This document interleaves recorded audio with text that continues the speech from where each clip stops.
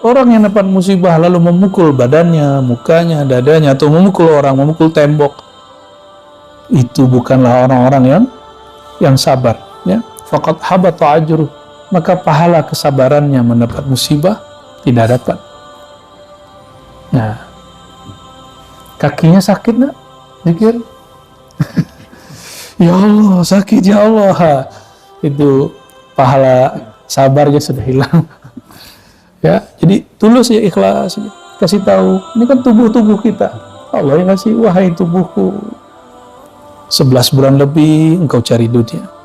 Ya, 11 bulan lagi engkau menikmati dunia. Tolong izinkan, ya, rohanimu, tuanmu menikmati zikrullah. Insya Allah nanti dia pelan-pelan, ya, diusap-usap, jangan dipukul-pukul. Ya Allah sampai ya, tidak apa-apa. Al-ajru ala qadri ta'ab, begitu dalam hadis Abu Daud. Nabi bersabda sallallahu alaihi wasallam, pahala, reward dari Allah, penghargaan dari Allah, balasan dari Allah, ala qadri ta'ab, tergantung berapa capeknya, susahnya, payahnya, lelahnya badan.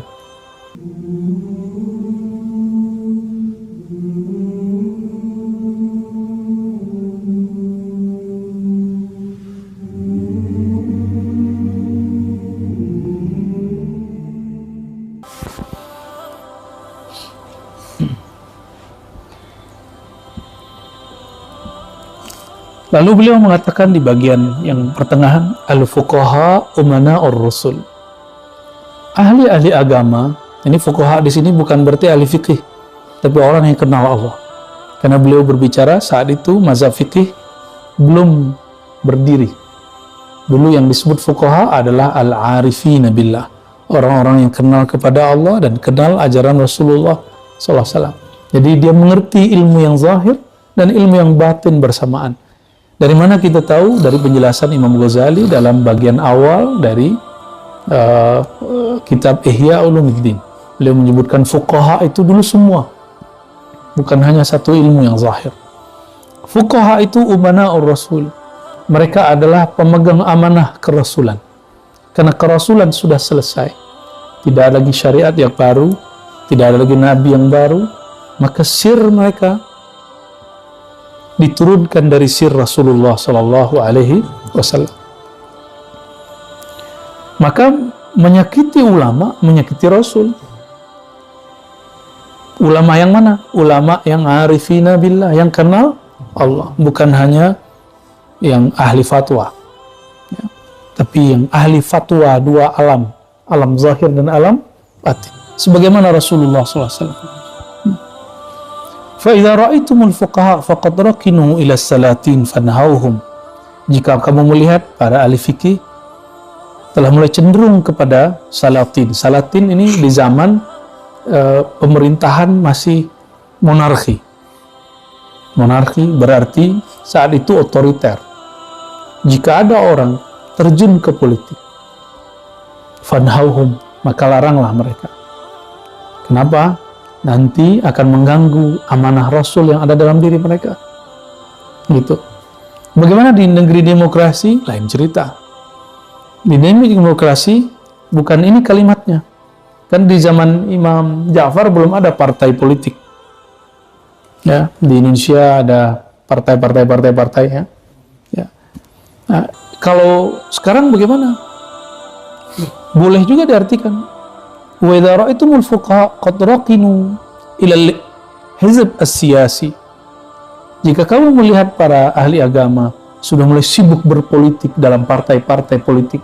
Karena para partai politik di negeri demokrasi adalah jalan satu-satunya untuk berkuasa, benar nggak? Hanya itu. Sedangkan pegawai-pegawai negeri, pegawai pemerintahan, mereka bekerja sebagai yang khidmat kepada orang yang bertarung di politik. Jadi boleh kita artikan, jika kamu melihat ada orang-orang ahli agama mulai cenderung ke politik, fanhauhum, larang mereka. Ya. Kenapa? Jika mereka tidak ahli di bidang politik. Tapi kalau mereka ahli di bidang politik, silakan. Di negeri kita, di Indonesia sekarang ada wakil presiden, Kiai Ma'ruf Amin. Dia ahli agama, sampai hari ini umur 80, tidak pikun sama sekali. Ya, hafalannya masih bagus. baca ibarat-ibarat kitab fikih masih oke. Ya. Ya, beliau mengerti, tahu di mana jurang-jurangnya. Ya, kalau Buya Yunal masuk ke politik, saya khawatir. Saya larang aja lah ya. Tapi harus ada. Jadi masuk ke politik itu fardu kifayah. Fardu kifayah. Biasanya berdasarkan isyarat guru atau musyawarah orang-orang berilmu. Baru diutus. Jangan gerak-gerak sendiri. Wahai Tuan Syekh. Kalau bukan Tuan Syekh, siapa lagi? Wah, ini yang bisa merubah pola pikir para asatis ini. Qala wala zada afdal minat taqwa. Tidak ada lagi bekal yang lebih utama daripada takwa. Jadi datang ke sini, bekal terbaiknya bukan rekening, bukan duit, tapi takwa. Takwa itu kata Rasulullah SAW, hahuna, di dada ini, di dalam ini. Berarti hati yang lapang itu modal paling baik. Pikiran yang positif itu modal yang baik. Ya. Jadi mohon maklum nanti kalau teman-temannya mendengkur, ya. Teman-temannya, nah nanti usahakan tidur tidak selonjor, kakinya dilipat. Ya, usahakan. Ini perkataan Imam Abu Yazid, Imam Sufyan Ats-Tsauri, imam itu semua mengatakan kami bertahun-tahun, 11 tahun, 10 tahun, 20 tahun, 30 tahun, 40 tahun tidak pernah tidur kaki selonjor. Ya. Ada satu lah yang dilipat. Ya. Oke, jadi usahakan tidurnya kakinya dilipat dan usahakan miring ke kanan. Kecuali ada masalah di bagian backnya, bagian kanannya ya kiri. Ya. Dan pakai sarung dan harus pakai sirwal di dalamnya, celana di dalamnya, supaya nanti auratnya tidak terbuka. Ya. Wala syai'a ahsan minas sumti. Tidak ada lagi. Tapi sekarang gadis-gadis sekarang nggak mau. Sekarang minta, ya. Tak apa-apa lah, bagus. Wala adwa adarru minal jahl.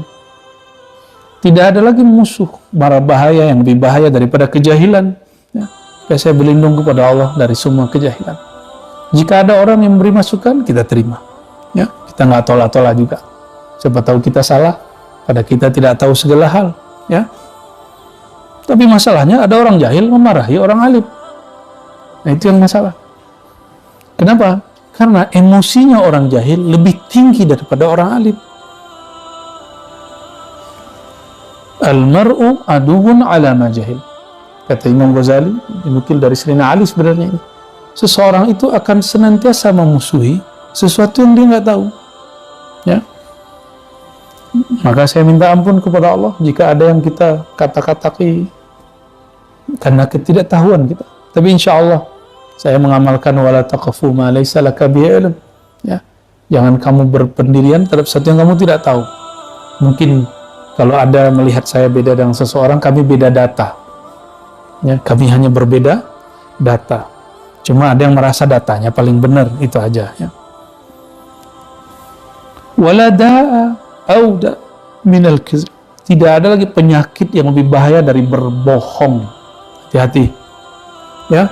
Bohong atas nama mimpi, pengalaman rohani, masuk. Bohong dalam hal duniawi, masuk. Jangan dikira dalam dunia thariqah tidak ada yang bohong. Ada yang bohong, dia tidak dapat ijazah gurunya, dia kasih tahu, saya dapat ijazah guru. Ada yang begitu.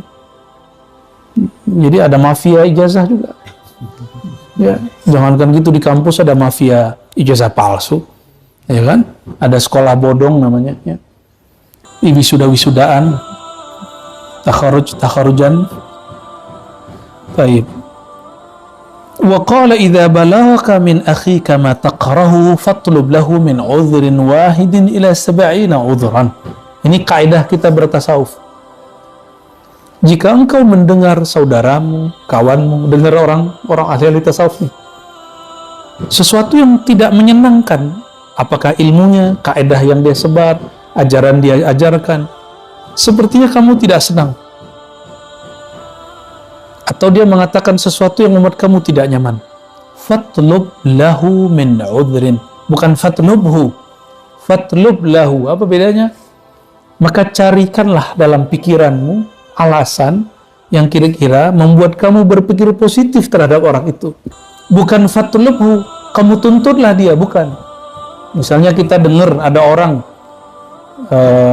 bicara gini, fulan, kamu dibicarakan si Anu. Lalu kita cari si Anu, bukan begitu caranya. Fatlub lahu. Kamu bangunlah dalam pikiranmu, bina dalam pikiranmu, berpikir positif. Justru kalau kita langsung tanya kepada orangnya, itu namanya kita emosi. Nah, banyak yang salah terjemah di bab ini. Akhirnya langsung labrak gurunya, labrak temannya, labrak ikhwannya, labrak tetangganya. Tahu labrak nggak? Langsung ditemui, katanya mau tabayun. Yang ada bukan tabayun, malah jontok-jontokan, ya berkelahi, perang mulut, tidak menghargai lagi, emosional dan lain sebagainya. Berapa uzur, berapa alasan kita buat, oh mungkin maksudnya begini, mungkin maksudnya begini. Contohnya nih Pak Jansori, ada orang ngomong, Pak Jansori itu orangnya nggak baik, ya orangnya pelit, gitu, misalnya gitu.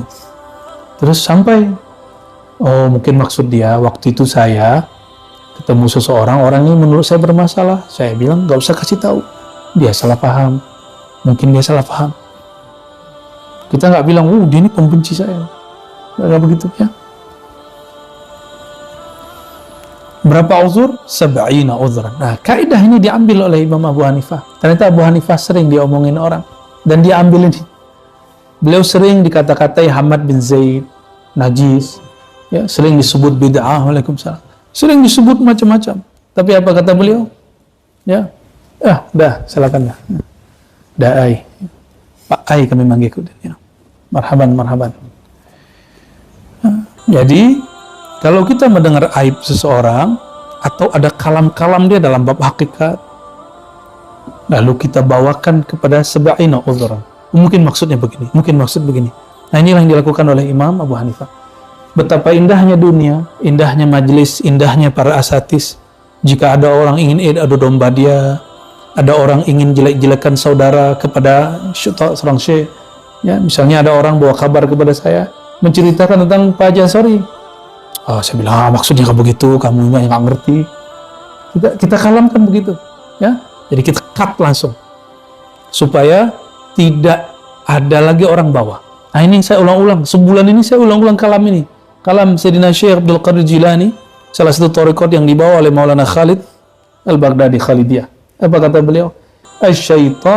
Syaitanul jin la yaqdiru alal insan illa bi syaitanil ins. Syaitannya jin tidak sanggup memperdaya manusia kecuali melalui syaitan manusia. Jadi ini teman-teman ini semangat zikir.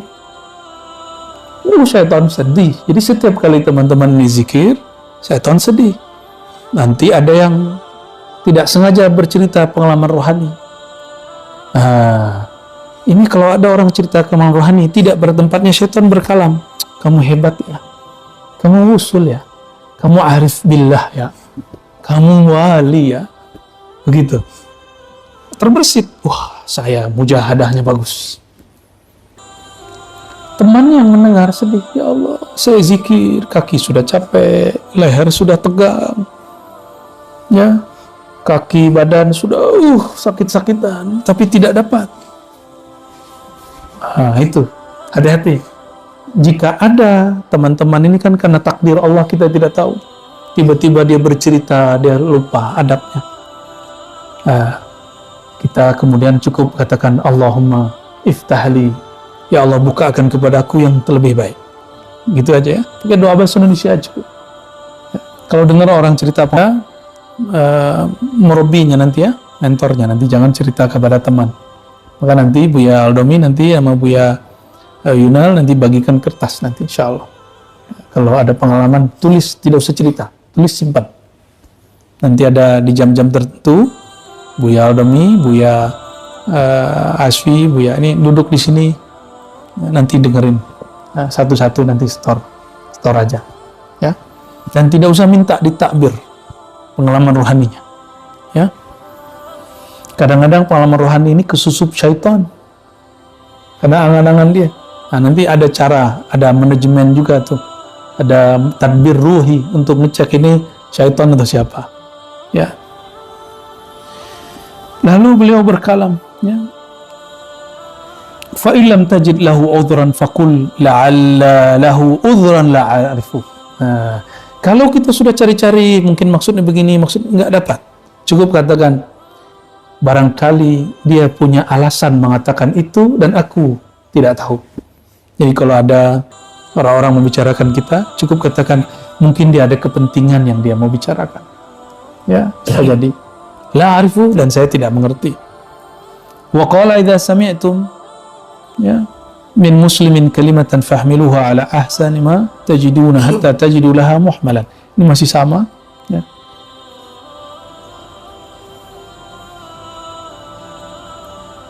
Lalu kita ringkas ke bawah, ya. Beliau berpesan kepada anaknya, itu Sayyidina Musa Al-Kazim. Nah, siapa nama anaknya? Sayyidina Musa Al-Kazim. Kazim ini orang yang menahan emosinya untuk tidak marah. Kazim, Kazimin al-Ghaiz. Apa kata beliau? Ya bani atau ya bunayya, wahai ananda, man radiya bima qusima lahu istaghna.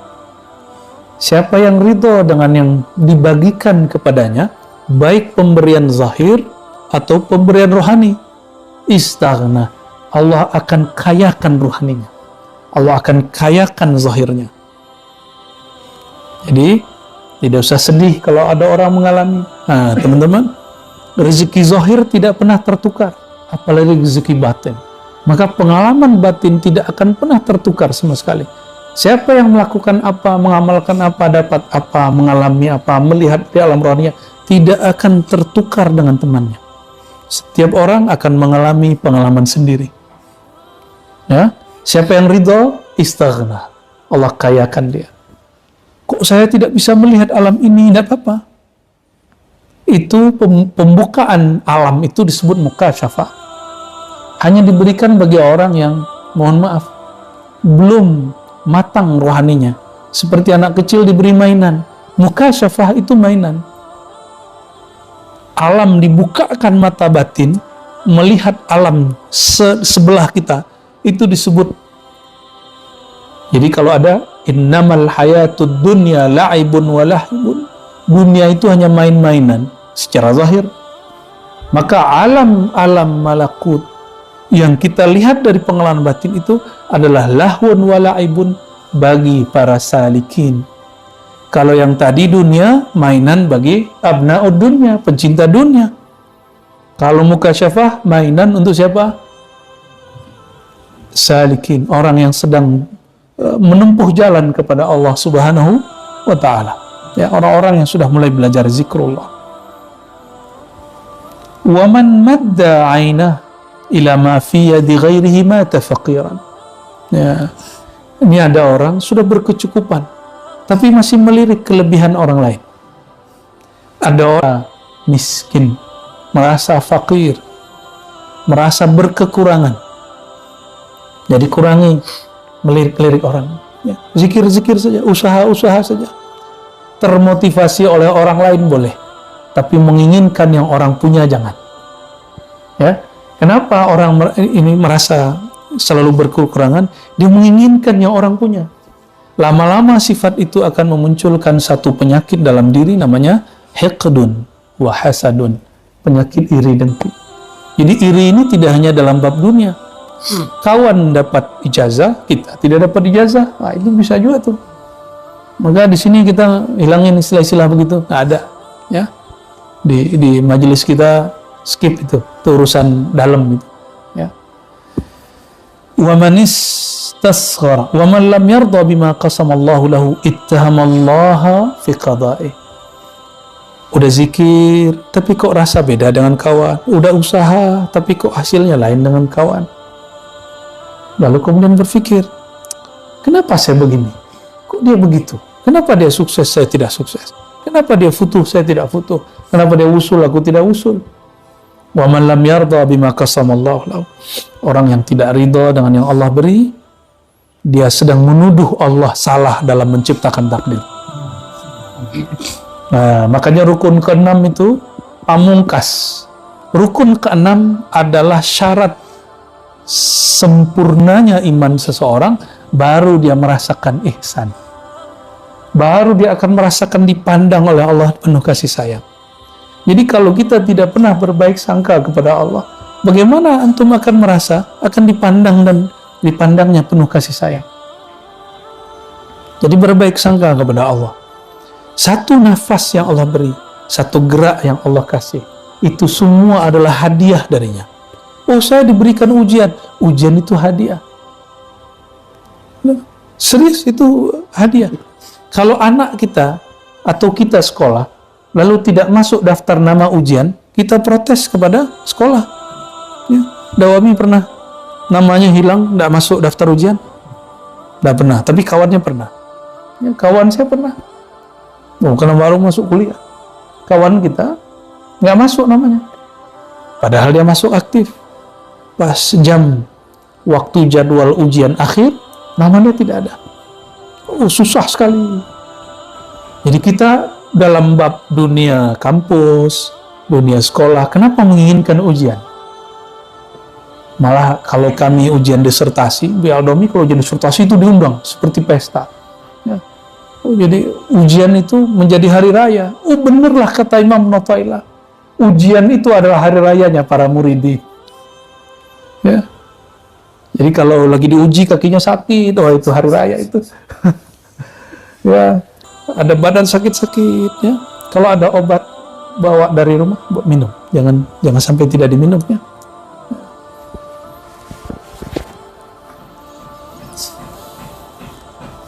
Wa man istasghara zillata nafsihi ista'zama zillata ghairihi. Nah, ini untuk saya dan kita semua tentunya. Siapa orang yang mengecilkan, meremehkan, menganggap sedikit kesalahan dirinya, maka dia disebutkan dalam teks ini ista'zama zillata ghairihi. Dia akan mudah memandang besar kesalahan orang lain. Jadi kenapa di zawiyah-zawiyah, di surau-surau, di yayasan-yayasan, di sekolah-sekolah, di partai-partai, di pergerakan-pergerakan, di dalam orang bernegara, lalu ada orang suka menyalah-nyalahkan karena dia apa? Istazghara zallata nafsi. Dia mengecilkan kesalahan dirinya. Masih ingat orang yang dulu mau melepaskan diri dari negara kita?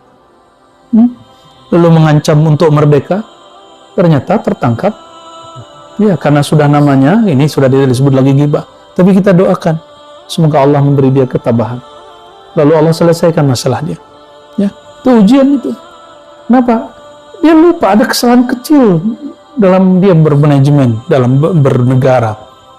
Tapi dia alamatkan kepada pusat. Ternyata di dirinya sendiri nggak beres. Nah, ini pelajaran besar bagi kita. Ya, ayatun, ya, bil mutafakkirin lah, barangkali lil aqilin, bagi orang-orang berakal yang mau berpikir. Ini jangan-jangan kita suka mengkritik orang selama ini, dalam diri kita ada yang belum beres. Ya, lagi-lagi kita minta ampun kepada Allah. Maka setiap hari nggak cukup 100 kali. Nah, alhamdulillah kita ada khatam istighfar, khatam Maulana Muzhar, itu juga beliau sekali duduk 1000. Nah, karena sudah akhir zaman jadi diringkas, dirukhsah masing-masing 100.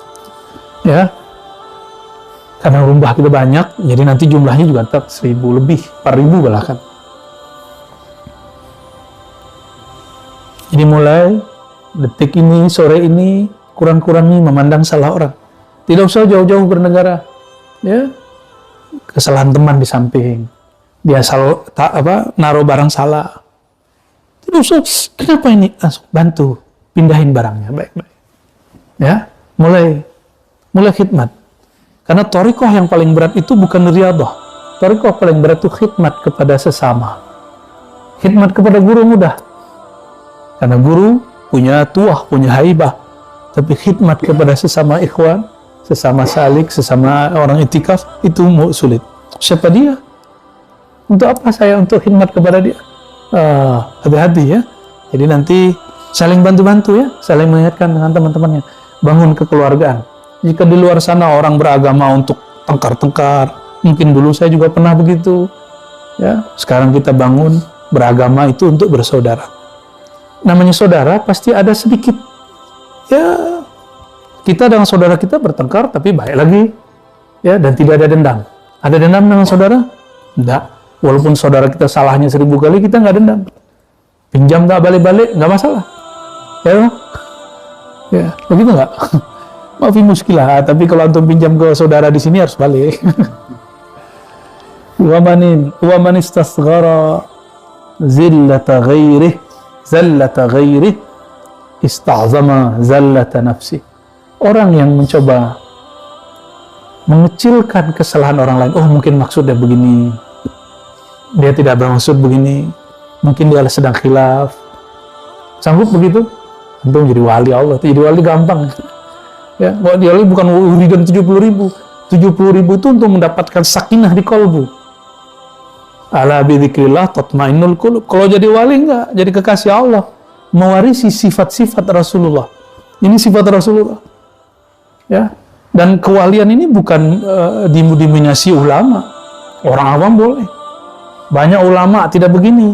Banyak ulama mampu berbahasa Arab, agak baca kitab, tapi kesalahan orang besar semua sama dia. Kesalahan dia lupa. Nah, orang rohaninya kalau dicaci maki tidak balas. Mampu?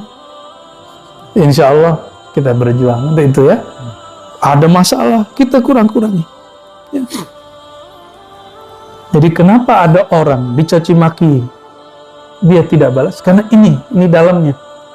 Dia selalu menganggap, oh maksudnya begini, maksudnya. Mungkin orang ini dia terpojok. Mungkin dia lagi sedang shock. Mungkin dia dapat berita yang salah. Ya, selesai.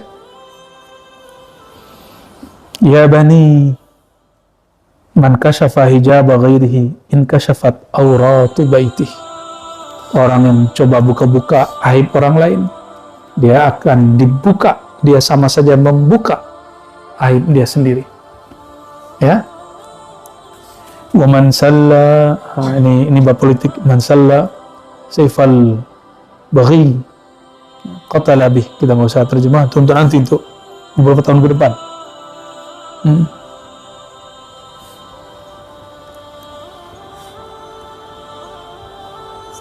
Nah, inilah beberapa petuah-petuah dari ahli silsilah kita dalam Thariqah Naqsyabandiyah, Sayyidina Ja'far. Jadi kalau dalam nazam itu kita biasanya baca Nas'alukallahumma ya Allahu bisirri sirri dhati ya wuthahu summa bi Jibril fabil masduki Nabi Muhammad summa bi Jibril fabil masduki. Lalu apa lagi Bu ya Aldami? Summa bi Jibril fabil masduki khairul wara turran fabis siddiqi Abu Bakar Siddiq. Summa bi maulal Mustafa Salmani, lalu kepada Sayyidina Salman. Lalu coba lagi Faqasimin, lalu Sayyidina Qasim cucu Sayyidina Abu Bakar. Fa Ja'faril Irfani, lalu Sayyidina Ja'far ahli ma'rifat. Ya, kita sampai di nama Sayyidina Ja'far ya. Ini masih banyak tapi kita ringkas saja.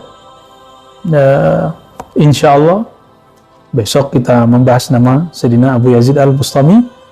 Imam Ja'far Shadiq wafat di Madinah Al-Munawwarah di bulan Syawal, jadi bulan depan, di tahun 148 ya, dan beliau dufina fi qubbati ahlil bait. Jadi sebenarnya di Baqi itu ada kubah khusus keluarga Rasulullah. Orang-orang Madinah lama tahu, orang-orang bersanad tahu. Cek aja nanti di mana kuburan Sayyidah Fatimah berarti di situ. Di situ ya. Sayyidina Hasan situ, Sayyidina Husain tidak. Sayyidina Husain tubuhnya di Karbala, kepalanya dibawa ke Mesir. Maka di Mesir ada satu makam. Semoga nanti kita dapat ziarah ke sana juga insyaallah.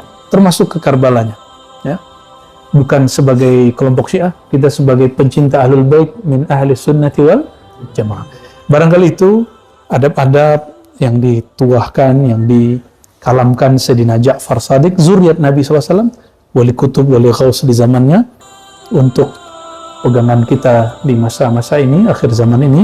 Semoga Allah Ta'ala mengistiqomahkan kita semua.